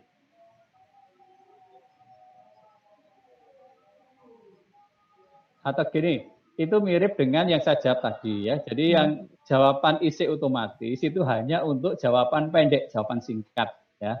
Jadi kalau jawaban panjang, waduh itu softwarenya belum ada Bu sekarang ya. Jadi kalau jawaban panjang ya otomatis sekali lagi ya gurunya ulang ya Pak ya. Ya. Gitu. Ya. Sebenarnya ada aplikasinya sudah dikembangkan oleh mahasiswa ITS untuk mengkoreksi esai yang bisa diinsertkan di platform Moodle gitu. Tapi ya memang cukup susah gitu. Pengalaman saya memang kalau EC itu lebih ke mengkoreksi manual, ya, tidak bisa langsung by system. Kalau ingin lebih by system, ya dengan tes-tes yang objektif gitu, yang subjektif masih banyak kendala. Oke. Baiklah, pertanyaan berikutnya dari Pak Fariza lagi. Bagaimana cara menyiasati siswa yang punya prinsip kalau di rumah ya tidur Pak, kalau di sekolah ya sekolah, jangan balik-balik. Mengingat kebanyakan siswa punya motivasi yang rendah. Nah mungkin ini untuk peningkatan motivasi belajar. Monggo Bu Muji, Pak Karmin.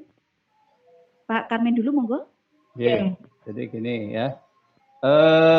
Ini sama ya, saya baca tadi pertanyaannya Pak Ramadan juga tentang motivasi. karakter, sikap. Jadi gini, Bapak Ibu ya, jadi siswa tidak jujur, siswa malas itu karena apa sih?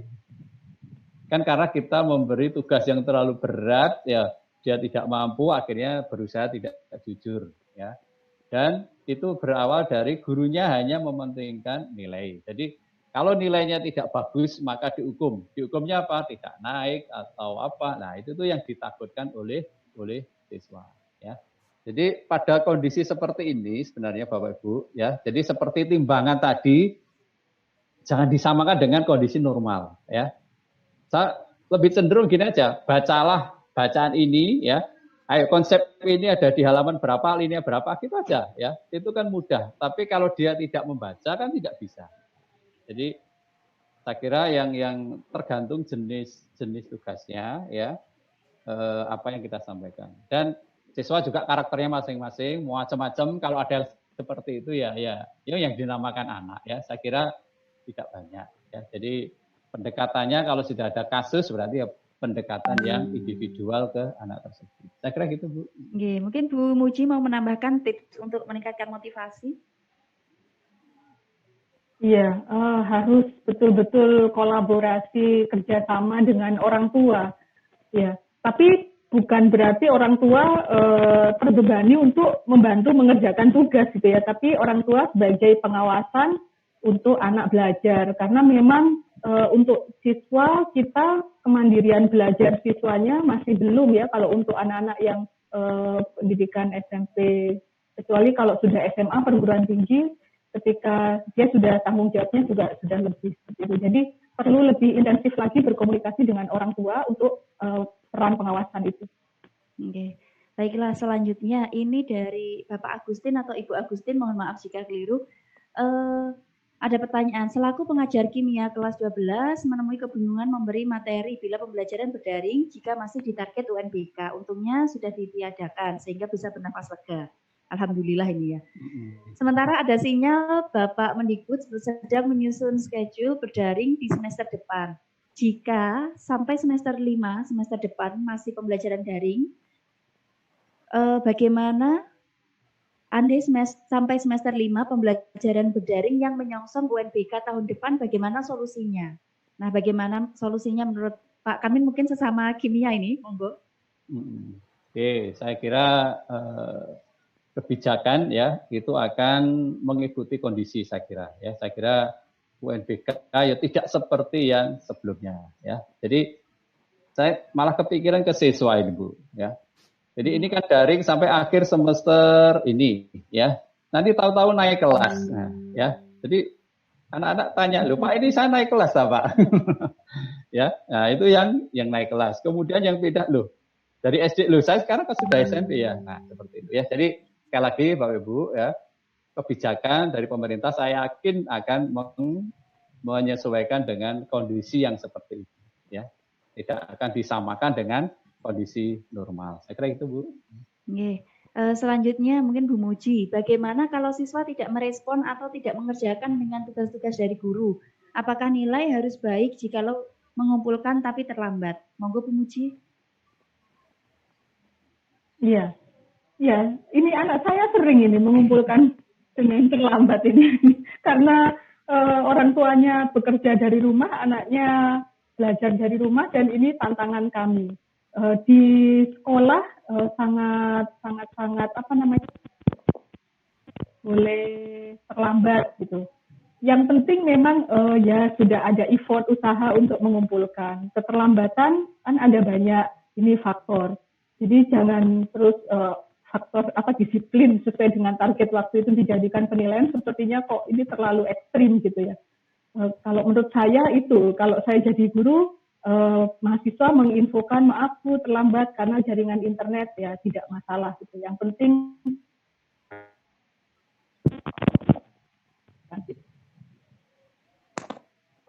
baiklah. Sampun Bu Muji nggih. Selanjutnya saya mau bertanya ke Bu Muji, untuk target dari Pak Adi, untuk target materi yang sesuai KIKD, apakah harus dituntaskan dalam masa daring saat ini ya Bu? Monggo Bu Muji. Untuk target KIKD, apakah harus dituntaskan?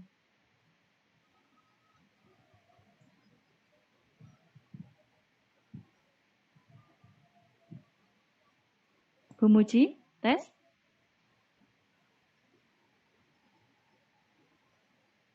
Suaranya kok. Halo Bu Muji?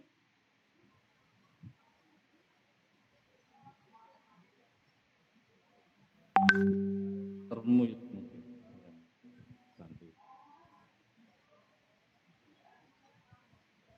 Kok nggak dengar? Nah, baik. Mungkin Pak Karmin bisa menambahkan apakah target KIKD harus tuntas, Pak, selama pembelajaran daring? Ya, jadi saya kembali ke timbangan saya tadi ya. Jadi KIKD harus diajarkan ya. Cuman sampai seberapa lengkapnya diajarkan itu tadi ya, Bapak Ibu harus bijaksana untuk memilah ya. Jadi konsep utama yang harus dia pahami di KIKD itu ya. Kemudian dengan kondisi seperti ini bagaimana ya. Ini khususnya yang KIKD 4 ya, yang praktikum ya. Yang biasanya praktikum di kelas otomatis ya itu tidak bisa dilaksanakan ya. Seandainya bisa seperti yang saya tadi, gunakan alat-alat atau bahan yang ada di rumah. Jangan sampai dia belanja keluar untuk beli alat, jangan sampai ya, hindari yang seperti itu ya. Jadi sekali lagi KIKD harus kita ajarkan ya semaksimal mungkin ya, dengan memperkecil target kedalaman lah seperti itu ya. Karena kalau lengkap khawatir nanti gurunya ya stres menghabiskan, siswanya ya stres karena terlalu banyak tugas ya. Oke. Selanjutnya ada Pak Budi Haryanto dari Kediri. Beliau bertanya, daring identik dengan kuota internet. Bagaimana dengan siswa yang ekonominya kurang? Adakah ini Pak saran metode daring yang hemat kuota? Monggo Pak Karmin. Oke, jadi kuota itu tergantung pada jenis ukuran file, Bapak Ibu ya. Jadi kalau Bapak Ibu punya keterampilan untuk memperkecil ukuran file, saya yakin nanti kuota yang digunakan sedikit ya. Terus kemudian jangan terlalu sering video conference ya. Wah, itu tuh sangat menyerap menyerap kuota gitu. Jadi Bapak Ibu, jadi kuota akhirnya ke uang ya, itu identik dengan file yang harus dikirimkan atau yang harus didownload oleh mahasiswa ya. Kemudian ya tentang kelancaran, makanya ya dengan LMS apapun ya, model atau antara nanti Google Zoom ya, Google Classroom ya, itu materi tersedia di sana semua ya. Jadi kalau ada yang lambat mendownload tapi ada di sana, jadi tidak akan hilang. Nah, karena speed downloadnya berbeda-beda, jadi sebaiknya kita menggunakan file diletakkan di tempatkan tertentu yang siswa bisa mendownload kapan saja.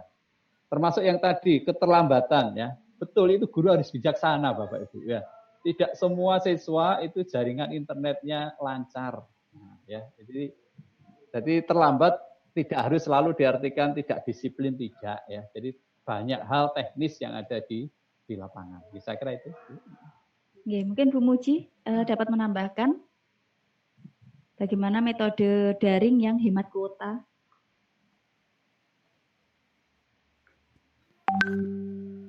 Bu Muji, halo?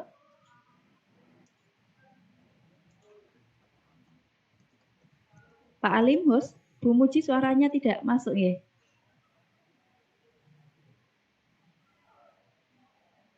Baiklah, sambil menunggu suara Bu Muji, Pak Karmin kita lanjutkan dulu. Ini ada Pak Taukid, mau tanya perihal pemberian nilai bagus, bagaimana cara menyikapi jika ada siswa yang sangat pasif. Ini mungkin tadi ada kaitannya dengan motivasi, nggih. Tapi dengan berbagai alasan Pak pasifnya. Bagaimana Pak Karmin?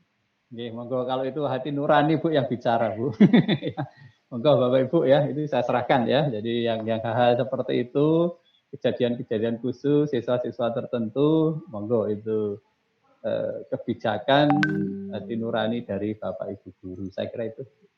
Oke, ada lagi mau bertanya ke Pak Karmin dari Pak Adi.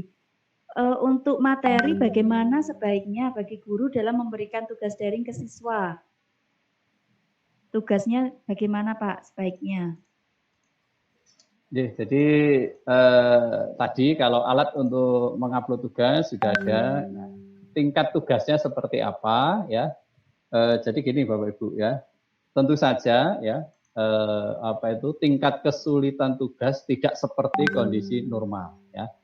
Jadi semua harus kita turunkan karena memang kondisinya kita tidak bisa mengajar dengan maksimal seperti ketika tatap muka.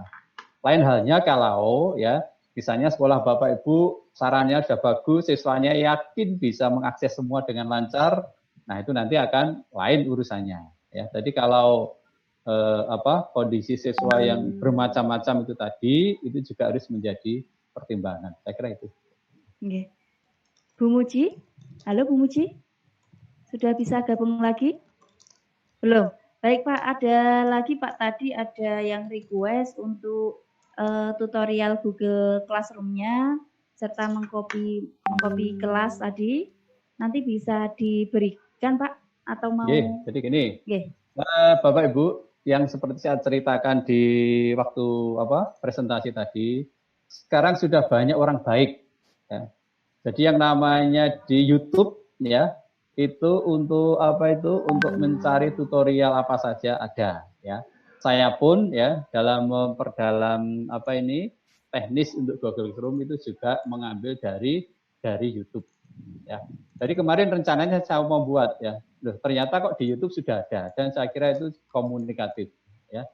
Jadi monggo Bapak Ibu ya ketik aja di YouTube ya panduan Google Classroom. Nah, sebaiknya Bapak Ibu cari situs di YouTube yang lengkap ya. Jadi mulai membuka sampai selesai ya, sampai semua itu ada ada video-videonya ya. Nah, itu kalau seperti itu detail biasanya ya. Tapi kalau hanya satu file durasi pendek, nah itu saya kira banyak hal yang teknis yang dilewati. Oke, Bu. Boleh nanti saya kirim share linknya orang lain ya yang baik hati sudah membuat linknya untuk Google Classroom. Baiklah, terima kasih Pak Karmin. Tadi sebenarnya di kolom chat ada Pak Winan Pramudia yang request mau tanya ke Bu Muji. Bu Muji, halo Bu Muji.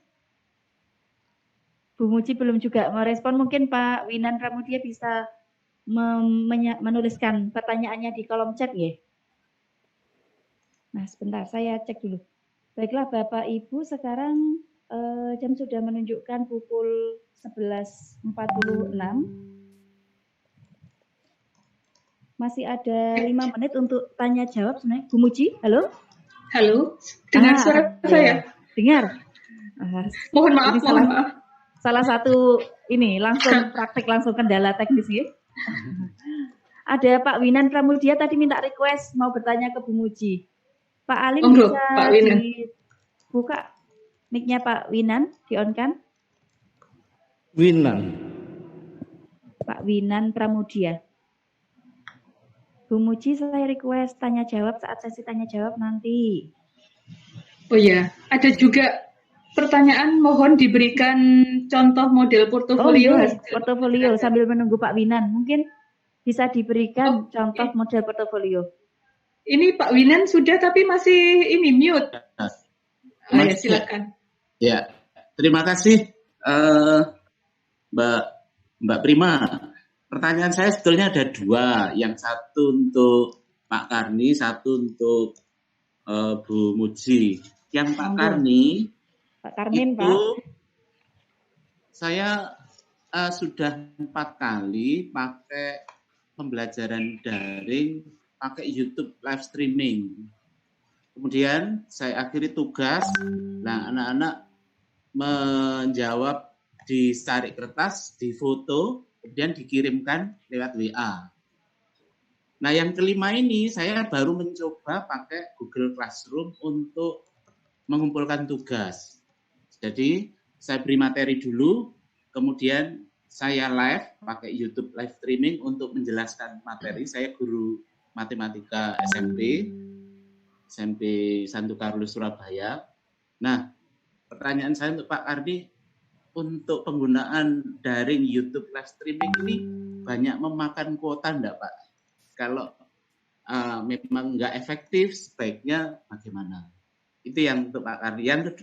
Yang untuk Bu Muji, tadi disebutkan ada 8 aspek pembelajaran daring. Nah, yang kelima itu student center. Bu, bisa memberi contoh bentuk pembelajaran yang berpusat pada siswa untuk pembelajaran. Dan kalau tatap muka mungkin tidak masalah ya, tapi untuk yang daring ini mungkin bisa diberikan contoh. Itu Mbak Prima pertanyaan. Terima kasih Pak Winan. Pak Karmen ya Pak, kalau Pak Karni nanti di ILC. Oh gitu. Nggih mboten napa-napa. Efek Ramadan Pak. Monggo Pak Karmin pertanyaannya. Pak Winan ternyata live streaming Pak, YouTube. Ya, jadi live streaming ya itu yang jelas itu sangat mahal Pak ya. Jadi kalau mahasiswa dosennya terlalu banyak live streaming itu nangis Pak ya. Jadi nangis pertama dari segi kuota, kemudian yang kedua tidak semua siswa detik itu bisa mengakses dengan lancar. Jadi kalau live berarti artinya kalau yang terlambat ya sudah, gitu kan Pak. Jadi gitu. Tapi sekali lagi itu tergantung kondisi siswanya. Jadi kalau misalnya Bapak tadi siswanya sudah tidak masalah dengan sarana, saya kira silahkan, tidak masalah. Tapi kalau secara umum ya semua ya yang berbasis video ya itu jauh lebih tinggi habisnya daripada yang berbasis gambar atau audio atau teks gitu ya.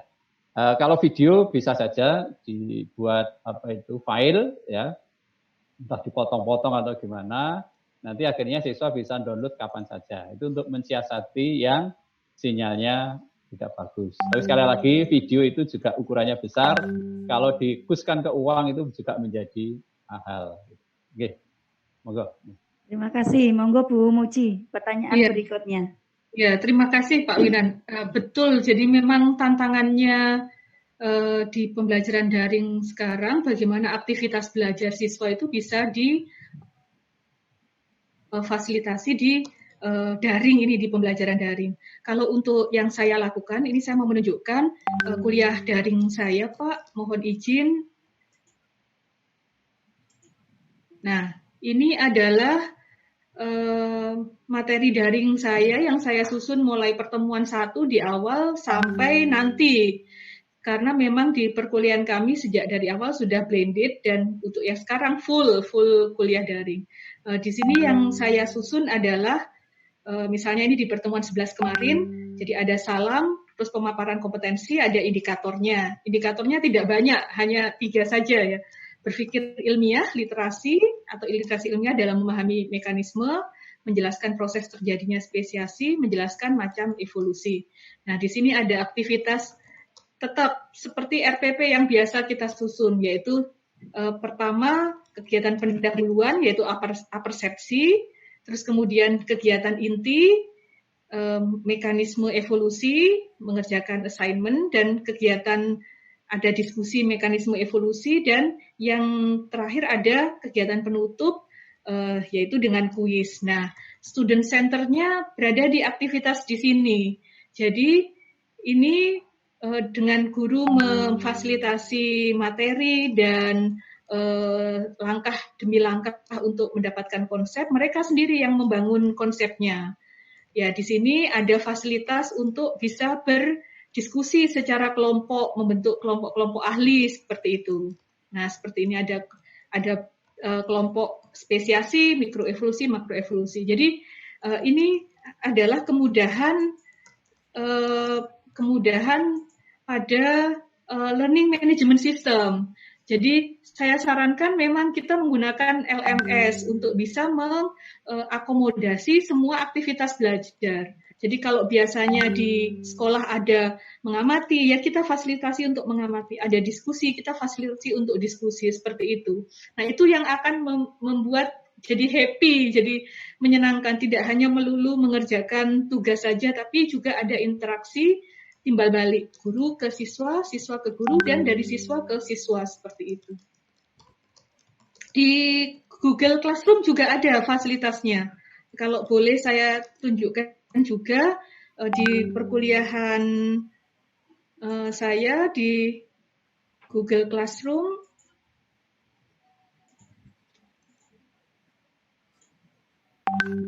Nah, di Google Classroom ini kalau dilihat, ini interaksi mahasiswa ketika pertemuan ke-11 ini, nah ini ada banyak diskusi di situ. Ya, ini ada tanggapan-tanggapan dari mahasiswa. Itu, jadi kita memanfaatkan fasilitas platform LMS untuk memfasilitasi kegiatan belajar. Kalau tidak bisa di Google Classroom atau Moodle, tetap bisa dengan WA juga silahkan diperbolehkan. Asalkan tadi interaksi untuk student center-nya itu tetap bisa difasilitasi, Bapak.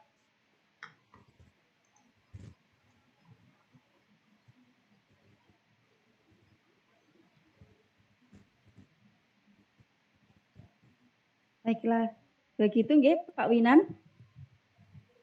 Ya, karena sudah di mute dengan kode. Baiklah, Bapak Ibu, sesuai dengan agenda kita bahwa seminar sampai pukul 12.00, sekarang pukul 11.54. Nah, pas sekali. Terima kasih kami sampaikan kepada Pak Karmin, terima kasih kami sampaikan kepada Bu Muji, dan tentu saja untuk semua peserta. Nah, Bapak Ibu nanti di yang terakhir sebelum kami tutup, nanti di kolom chat akan kami bagikan link. Monggo Pak Alim mungkin bisa di-share linknya. Link ini sebagai bentuk evaluasi sekaligus nanti kami tandai sebagai bentuk kehadiran Bapak Ibu di seminar ini. Nanti sertifikat akan diberikan, dikirim ke email sesuai pendaftaran yang Bapak Ibu gunakan. Pak Alim bisa di-share? Ampun ya. Bapak Ibu semua bisa memeriksa di kolom chat ya. Mohon berikan jempol kalau sudah menerima link chat, link untuk mengisi evaluasi. Masih ingat ya tadi gimana jempolnya? Langsung jempol asli nih. Jempol yang di Zoom Bapak Ibu. Nah, sudah mulai zuhur ini ya, sudah sedikit lemas. Baiklah, sekali lagi kami ucapkan terima kasih kepada narasumber, kepada panitia LP3M dan bagian akademik UNESA. Bapak Ibu, ini merupakan seminar online pertama yang diselenggarakan oleh LP3M UNESA. Nanti kami akan menyelenggarakan lagi beberapa seminar ke depannya. Monggo berpartisipasi dan tetap optimis sesuai pesan dari Pak Rektor tadi, optimis melakukan pembelajaran daring untuk pendidikan Indonesia lebih maju dan berdoa bersama semoga pandemi COVID segera berlalu. Saya selaku MC mohon maaf atas kekurangan yang ada. Assalamualaikum warahmatullahi wabarakatuh. Waalaikumsalam warahmatullahi wabarakatuh. Waalaikumsalam warahmatullahi wabarakatuh.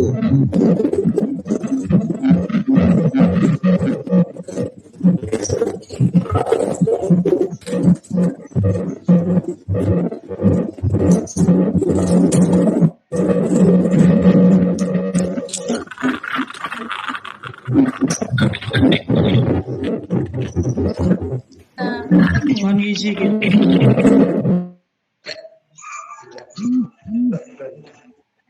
Room akan saya matikan dalam hitungan ketiga.